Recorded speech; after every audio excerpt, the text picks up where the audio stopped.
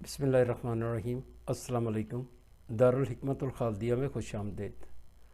हम आज हकायत उस्मानी की हकायत नंबर 22 जिसका टाइटल हलवाई की दुकान है की शरह करेंगे। मैं हकायत का मतन बयान किए देता हूँ और बाद में मलक उस्मान साहब इस हकायत के मुख्तलिफ पहलुओं पर रोशनी डालेंगे।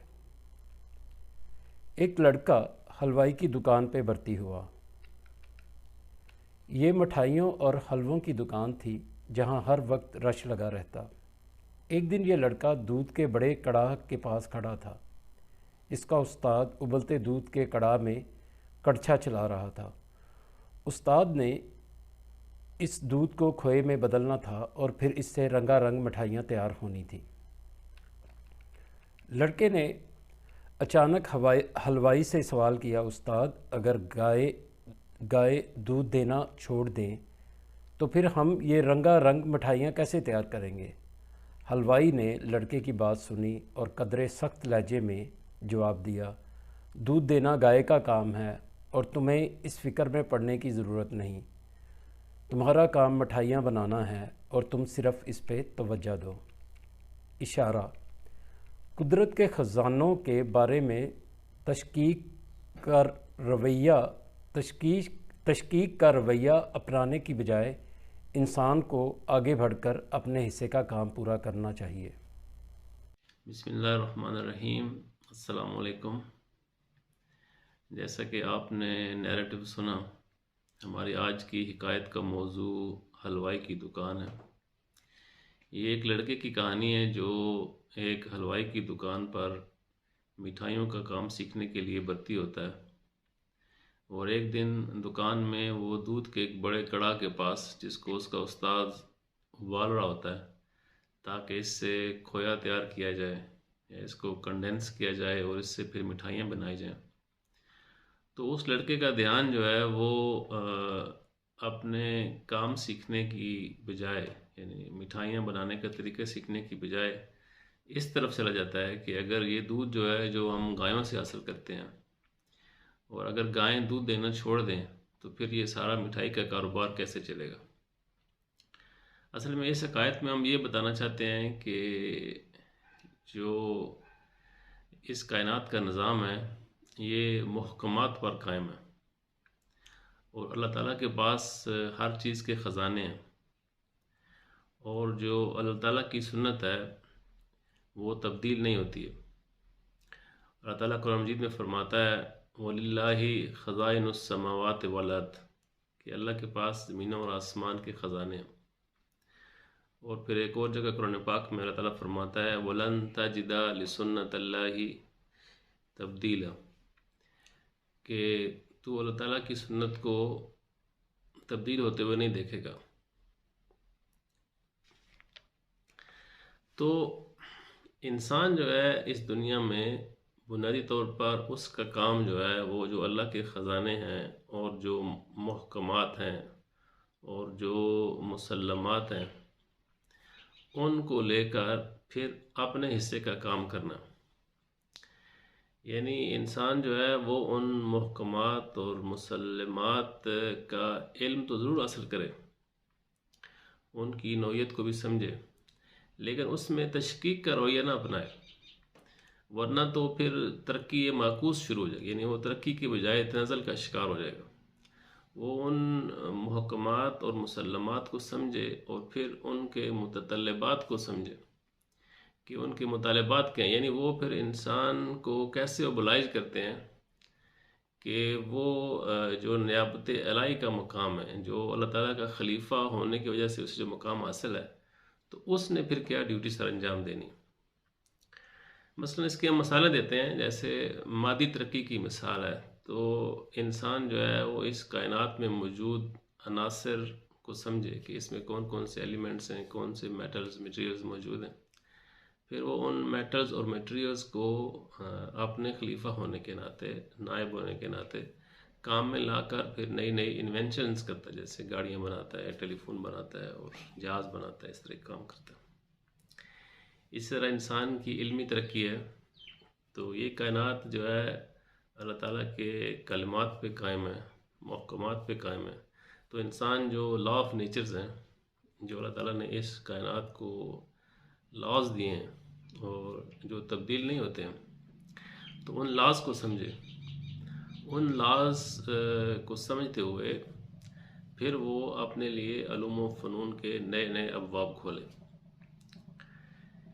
اس طرح ہم دیکھتے ہیں کہ انسان کی ذہنی اور نفسیاتی ترقی، یہ انسان کا ذہن اور اس کی نفسیات بھی کچھ محکمات اور مسلمات پر قائم ہے۔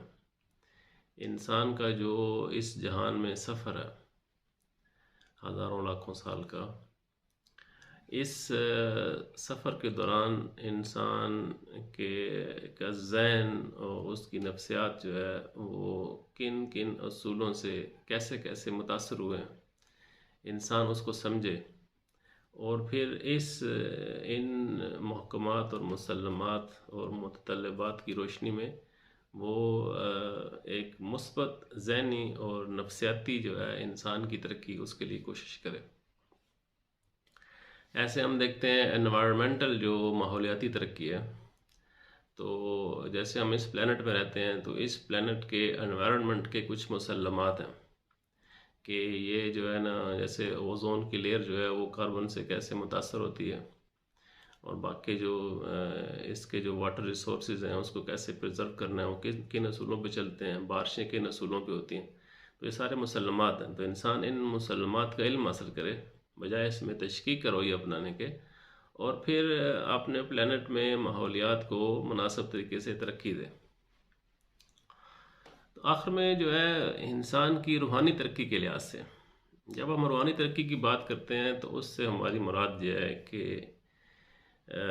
روح جو ہے وہ اس جسم پر سوار ہے، یعنی ہماری ارواح کو اس دنیا میں یہ اجسام دیے گئے ہیں، اور ارواح کو جب سے اللہ تعالیٰ نے پیدا کیا ہے اور اس جہان میں جہاں موجود ہیں، تو یہ بھی ایک سفر ہے، اور ارواح کا جو اللہ تعالیٰ سے کنیکشن ہے یہ ایک مسلمہ حقیقت ہے، یہ ایک محکم بات ہے۔ تو ارواح بھی جن محکمات اور مسلمات پر قائم ہیں اس کو بھی ہم جاننے کی کوشش کریں، اس میں تشکیک کا رویہ نہ اپنائیں، یعنی اگر ہم اس مسلمے کی نفی کر دیں جس مسلمے کے تحت روح کو جسم پر فوقیت حاصل ہے، تو پھر تو ہم کبھی بھی روحانی ہونے کی طرف جا نہیں سکتے۔ تو ہم پہلے ان مسلمات کو سمجھیں کہ روح جو ہے اس کو جسم پر فوقیت حاصل ہے، اور روح کا جب سے اس کے خالق نے اس کو تخلیق کیا ہے تو اس کا اپنے خالق کے ساتھ ایک کنیکشن ہے۔ ان دو مسلمات کو تسلیم کرتے ہوئے پھر ہم اپنی روحانی ترقی کی کوشش کریں، پھر ہم اپنی انفرادی روح کو جو ہے وہ ڈیولپ کریں، ترقی دیں، جس کے ذریعے وہ اس جسمانی گرپ سے آزاد تر ہو سکے۔ اور روحانی گروتھ اور ترقی کا جسمانی گرپ سے آزاد ہونے کا کیا مطلب ہے؟ اس کا یہ مطلب ہے کہ انسان جو ہے وہ اپنی روحانی جہت کے لحاظ سے اس میرٹ پر پورا اتر سکے جس میں وہ اگلی ترقی یافتہ دنیایں یعنی کہ جنتیں جو ہیں اس میں رہنے کا اقدار جو ہے ہو سکے۔ جیسے ہم جانتے ہیں کہ اس دنیا میں ہر آدمی کو ہر سٹیٹس میں رہنے کا ایونچولی حق نہیں ہے، یعنی جو لوگ، ایک آدمی جو ہے وہ اگر گریڈ 21 کا ملازم ہے یا 20 کا ملازم ہے تو گریڈ 4 والا جو ہے وہ اپنے سٹیٹس کے لحاظ سے وہ اس میرٹ پہ نہیں ہے کہ وہ اس پوزیشن میں داخل ہو سکے، کیونکہ اس نے اپنے اندر وہ والی صلاحیت پیدا نہیں کی۔ تو اسی طرح جو اگلی جو جنتیں ہیں اور جو اعلیٰ جنتیں ہیں اس میں رہنے کے لیے ایک سرٹن قسم کا روحانی میرٹ چاہیے، ایک سرٹن لیول کا تزکیہ چاہیے، ایک سرٹن لیول کا علم چاہیے۔ تو یہ جو انسان کی روحانی شخصیت ہے جو تزکیے کے ساتھ، اخلاقیات کے ساتھ اور علم کے ساتھ بنتی ہے، تو انسان اس کے لیے بھی کوشش کرے، پہلے روح کے محکمات اور مسلمات کو سمجھے اور پھر اپنی روح کو اس طرح ترقی دے کہ وہ اللہ تعالیٰ کی جو اعلیٰ جنتیں ہیں اس میں رہنے کا حقدار بن سکے۔